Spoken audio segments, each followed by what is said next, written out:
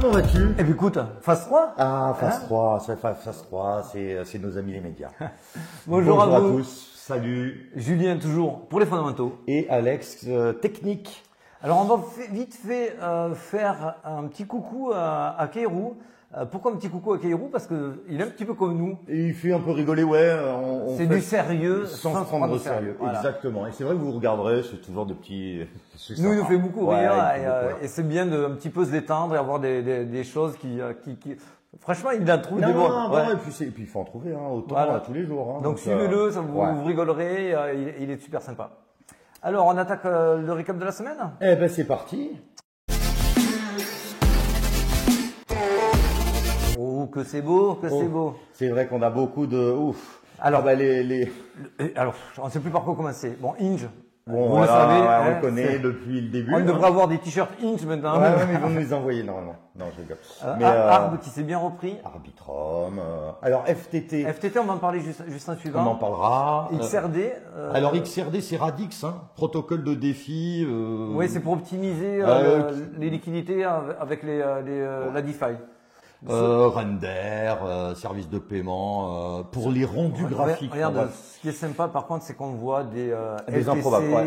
on voit des Dash, les vieux ICP, BNB, et donc ceux-là, c'est ce qu'on vous expliquait, c'est ce qu'on attend de voir, des large caps qui commencent à progresser. Nous, ça nous simplifie la tâche parce que c'est vraiment d'abord le Bitcoin qui pump, ensuite l'Ether et ensuite les large caps. Donc on a toujours cet œil sur les large caps. Tant qu'eux, ils n'ont pas progressé, c'est dur de se prononcer sur le début d'une alt season ou pas. Qu'est-ce qu'on a vu de sympathique cette semaine? Notre ami Sun. C'était surtout sur Justin Sun. Justin Sun, c'est trop. C'était TRX. Donc c'est quand même une blockchain qui est hyper utilisée. Bien sûr, il a encore lui aussi sous le coup de la SEC qui maintenant attaque un peu tout le monde. Ouais, une assignation à comparaître. Donc il aura fait ça. Attention. Voilà, ouais, comme notre ami CZ. Souvent. Alors pour ceux qui ne le savent pas, le signe 4, ça fait référence, grosso modo, on s'en fout des FUD. Ouais, des FUD, ouais, exactement. Voilà, donc 4 pour Justin Sun parce qu'ils en rigolent. La SEC qui encore et encore essaye de mettre des bâtons dans les roues. Sauf que c'est le petit protégé en Chine, Justin Sun. Ça sera pas si facile. Ça sera pas si facile.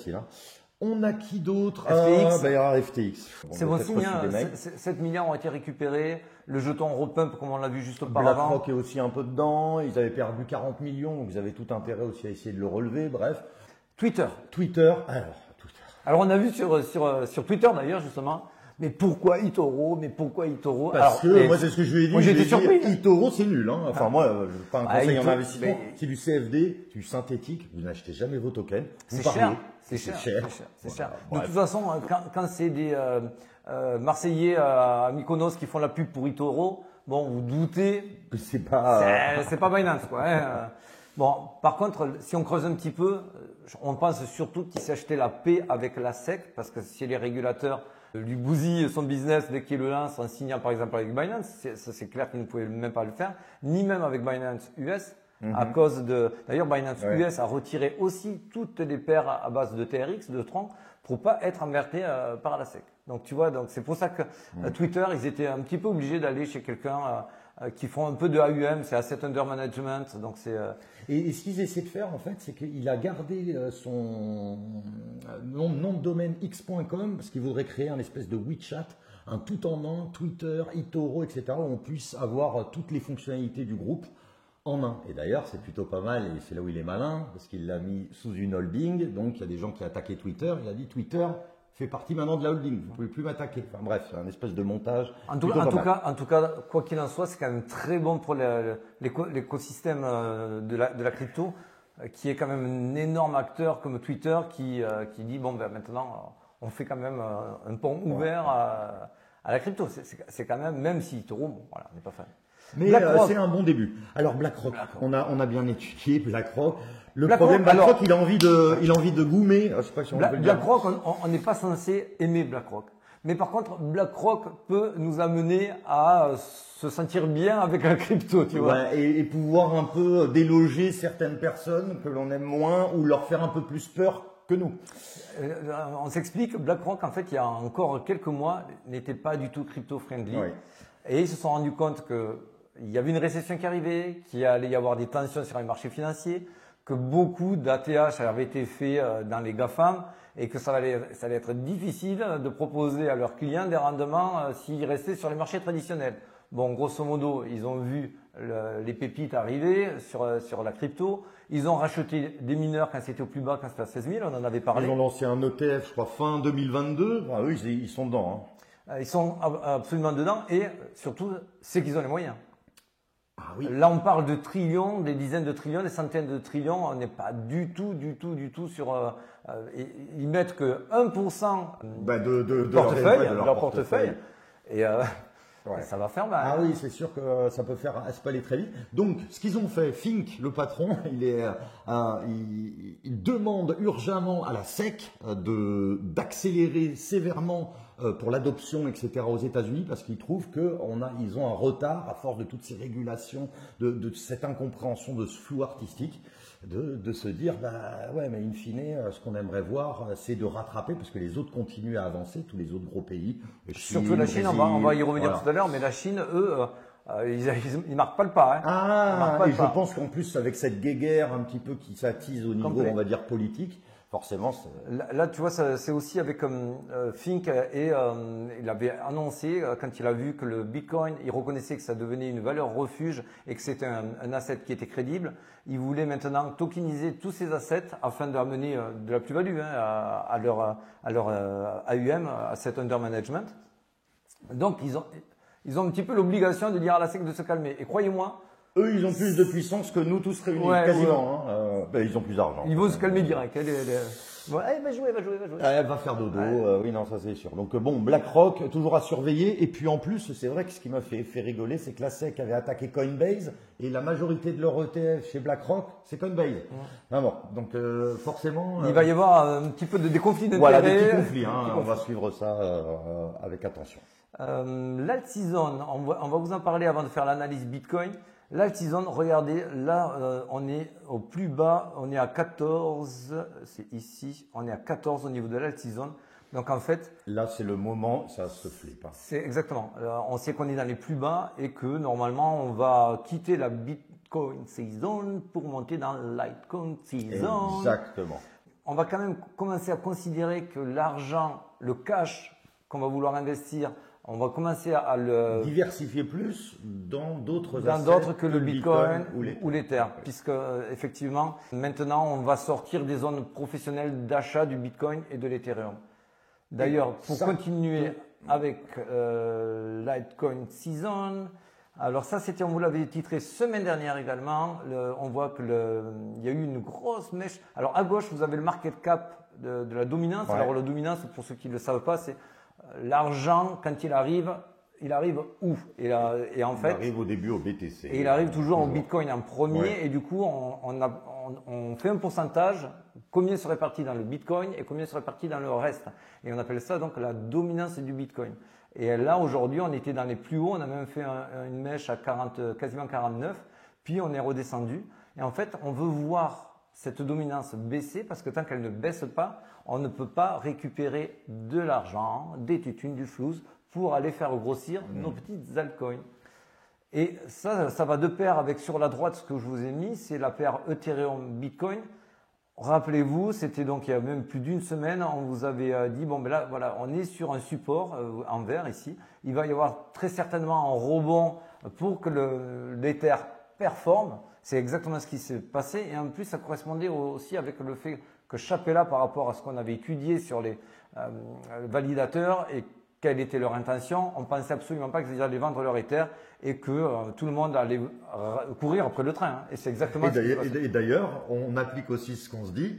J'ai envoyé un long juste avant et on achetait de l'Ether aussi. Ouais, exactement. Et ça s'est très bien passé. Bon, alors on attaque direct l'analyse Bitcoin. Eh ben c'est parti. Allez, c'est parti. Ah bah regardez, ça y est. Bon, c'est l'arrivée des médias, on en parlait hier. Allez tapez Bitcoin dépasse les 30 000. Vous allez voir, tout le monde en parle. On a du BFM, BFM, on a Tribune, le Parisien, le Figaro. Parisien, on a surtout des médias qui ne sont pas du tout crypto-friendly, qui commencent à en parler. Comme tu disais, même le Parisien. Même le Parisien, tout le monde s'y met. Donc voilà, là on arrive dans une phase hyper importante. Elle est notée, on vous l'avait présenté, je crois que ça fait quand même des Ouais, mois bien qu'on le sûr. présente, ce graphique.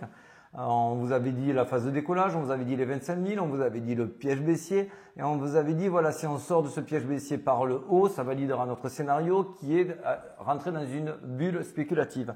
Cette bulle spéculative va-t-elle nous amener à un futur ATH? Ça, c'est un autre débat, on en parlera. On verra en temps voulu. En temps voulu. En effet. Mais aujourd'hui, l'arrivée des médias nous met en phase 3, en phase d'euphorie. Alors c'est le tout début, il faut absolument pas non plus s'enflammer.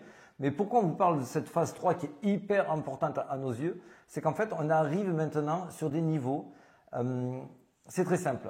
Quand vous êtes à 30 000 pour le Bitcoin et 2 000 pour l'Ether, que les médias titrent dessus, placez-vous À la place d'un gros. d'un gros portefeuille qui, lui, son but, c'est de vous récupérer votre porte-monnaie. Rappelez-vous, c'est les whales qui mangent les shrimp, donc les gros portefeuilles qui mangent les petits portefeuilles. Ouais. Les retail, ça marche toujours comme ça.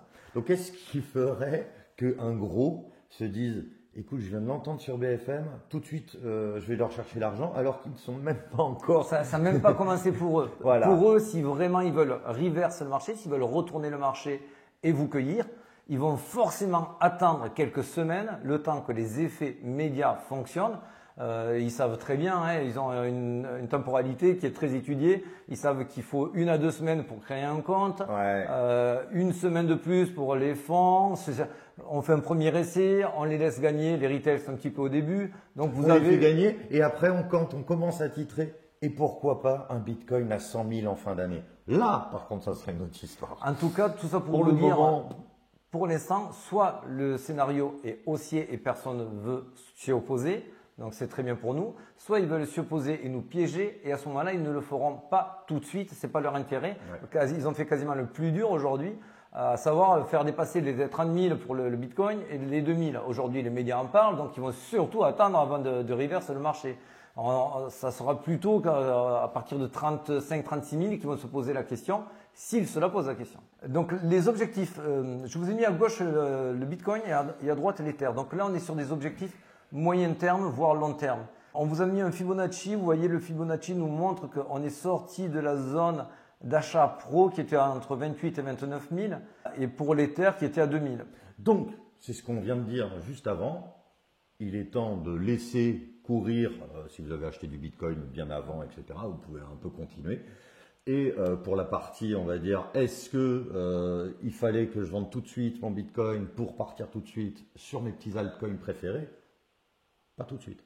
Pas tout de suite, regardez ce schéma, vous l'avez déjà présenté, c'est quelque chose d'assez classique. D'abord, l'argent va dans le Bitcoin, ensuite il va dans l'Ethereum et ensuite dans les large caps, ça c'est une alt season classique. Qu'elle soit faible ou importante. Pour l'instant, on ne peut pas vous dire que ça va être la alt season du dernier cycle, etc., etc. Ça, on peut pas vous le dire. En revanche, qu'elle soit faible ou modérée ou très importante et rémunératrice, il y aura toujours le même suivi, Bitcoin en 1, Ethereum en 2, large cap en 3. Donc aujourd'hui, si on sort des zones d'achat où c'était devenu très rentable d'acheter du Bitcoin et de l'Ether, c'est peut-être pour le considérer sur d'autres. Ça ne veut pas dire de vendre encore ces Bitcoins et ces Ethers pour des alts. Non, parce qu'on n'est pas encore en maturité sur les Bitcoins et les Ethers. Autre discours, si vous voulez quand même pas vous embêter et prendre des risques avec des large cap et des middle cap ou même des low cap, préféré, oui, et que vous êtes persuadé que l'Ether et le Bitcoin vont continuer à monter, vous faites pas une grosse connerie non plus si vous voulez en prendre. Hein. C'est juste que si vous voulez optimiser au mieux vos rendements, c'est ce qui est en général préférable. Et donc pour revenir aux objectifs, donc en fait, pour le Bitcoin qui est à gauche, on va avoir un premier objectif à 32 800 une fois qu'on aura cassé les 31. Pour nous, c'est juste une histoire de temps. Sauf si, attention, Black Swan, grosse mauvaise nouvelle. Voilà. Mais ça, par contre, c'est le principe d'un Black Swan, on peut pas le prévoir. On peut pas le prévoir, on peut pas. Donc, pour l'instant, la tendance est très haussière, toutes les datas sont haussières. Donc, pour l'instant, on travaille les supports et les résistances. Les résistances, donc la 30 000 a été cassée, donc on est en train de travailler la 31 pour se diriger vers la 32 800. Et ensuite, vous aurez une 36, 38 et une 42. Ça, c'est les résistances à venir pour le Bitcoin. Pour l'Ether, on a fait les 2000. Vous en aurez une majeure à 2004. Bon, il y en aura des petites et vous aurez des mini retracements. Vous attendez pas à des gros retracements. Et après, bien sûr, vous allez avoir les 3000 et le gros du gros sera entre 3005 et 4000. Ça, c'est vraiment les objectifs moyen terme qu'on peut s'attendre dans le meilleur des cas. Et les maximalistes en dans les Ether, 2-3 mois. c'est combien ils prévoient? Eux, ils vendent pas en dessous de 10 000 à l'Ether. Bon. Alors rapidement, ça c'est pour vous faire un petit peu d'intraday.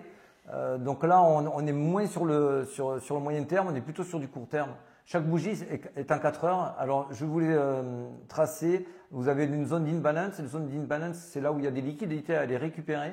On y a méché le temps de préparer l'émission. Vous voyez, c'était vraiment fait pour. On y allait dedans, on a remonté. Le dollar, c'est parce qu'il y a un trou dans la value. Alors pour ceux qui ne savent pas, un trou dans la value, ça veut dire qu'il n'y a eu pas beaucoup de trafic qui ont été faits. Donc c'est plus facile d'y aller. C'est plus facile d'y aller. Le marché est attiré par ces zones-là où il y a un appel d'air. On en a d'autres en dessous qui sont aux alentours des 29 400 et 28 700. Bien sûr, nous, on ne veut surtout pas aller taper ces plus bas ici. Ça voudrait dire qu'on va nettoyer, on a nettoyé les gars qui étaient en short en haut et là après on va nettoyer les longues. Exactement. Si on a du mal à s'affranchir des 31 000, il y aura d'autres tests sur les 31 000, vous inquiétez pas. Et que si on bute plusieurs fois, on risque à passer sous les 30 000 parce que les 30 000 restent une barrière psychologique où si on passe en dessous, on se dit « Oh, est-ce que c'était pas un bull trap? Est-ce que c'était pas un piège pour nous faire… » Et donc là, ça va vendre, ça va réinstaurer un petit peu plus de fear, un petit peu plus de peur et du coup, le marché aura plus de liquidité, de moyens à récupérer cette liquidité-là, les week-ends, pour rebondir. Voilà. C'était qu'est-ce qu'on se disait en off? On lancerait pas des longues à 1h30 du matin? Ouais. Je rigole, non, c'est une blague. Hein. Alors là, non, parce qu'en fait, on vous en parle souvent. Soyez pas dupes, les États-Unis tergiversent, la SEC gesticule, mais les Chinois, ils en ont balèque. Hein. Tu me montres 2h du matin. Alors regardez les mèches vertes, ici 2h du matin, c'est les Chinois. Ici, vous regardez 2h du matin, c'est les Chinois. Ici, 2h du matin, c'est les Chinois. Ici, 2h du matin, c'est les Chinois. Où c'est que je te l'ai montré encore? Ici, il y avait un retour, c'est les Chinois. Ici, c'est les Chinois, cette mèche verte. Voilà, vous avez compris, les Chinois, dès que les Américains hésitent, ouais, eux ils y vont. Eux ils y vont. Et en même temps, c'est pas bête parce que ça permet de maintenir une certaine pression. Petit update sur les bots que vous m'avez demandé. Alors là, on est toujours sur OKEx, on n'est toujours pas partenaire de OKEx. Ça, c'est 2 bots. Rappelez-vous, semaine dernière, j'avais clôturé celui qui est en neutre pour l'ouvrir sur un range beaucoup plus serré. Eh ben, on est sur du 29-32. Bah ouais. J'ai mis 2000, il a fait 71 et ça fait 3,5% en moins d'une semaine, exactement en 5 jours, 4 jours. Et puis, ce qui est bien aussi, c'est qu'on n'y touche pas. Non, on n'y touche pas. Voilà, il se débrouille tout seul. L'autre, il a un mois, pile un mois, et il a fait 12%. Donc voilà, c'est des petits revenus. On vous mettra en description le petit tuto qu'on a fait sur les bots OKEx. Semaine prochaine, celui-là, je vais le clôturer d'ailleurs maintenant. Hop. Là? Ouais, celui-là. Là. D'accord. Je vais le clôturer. Pourquoi je le clôture? Parce qu'il était sur un range qui descendait jusqu'à 26 000. Moi, aujourd'hui, je n'y crois plus aux 26 000. Donc, du coup. Ah, il te pénalise. Et il y a des positions qui restent ouvertes entre 26 et le cours actuel. Et ces positions-là ne me travailleront pas. Donc, je préfère rétrécir le range pour que les positions qui l'ouvrent soient un petit peu plus. Et donc, pour les copains, là, qu'est-ce que tu mettrais là? Est-ce que tu en vas en relancer un? Oui, je vais mettre un 30-33. Là, j'ai mis un 29-32. C'était il y a quelques jours, on n'avait pas encore cassé les 30 000. Et là, je vais mettre un 30-33. D'accord, pour le week-end. Voilà. Ah ben voilà, ben c'est bien. Bon, j'espère qu'on a été clair. Hein. Ah ben j'espère aussi. Allez, on se retrouve lundi, ciao, les amis. À lundi. Lundi, n'oubliez pas, on va vous montrer des altcoins qui sont prêts à performer. Ah oui. Et qu'il faut considérer. Parce que même si le Bitcoin part, même si l'Ether part et on se dit, waouh, bon, c'est fini pour avoir des beaux rendements, il y a plein d'altcoins qui sont prêts à performer et qui ont des super setups. Exactement. Allez, allez, ciao. Ciao les amis.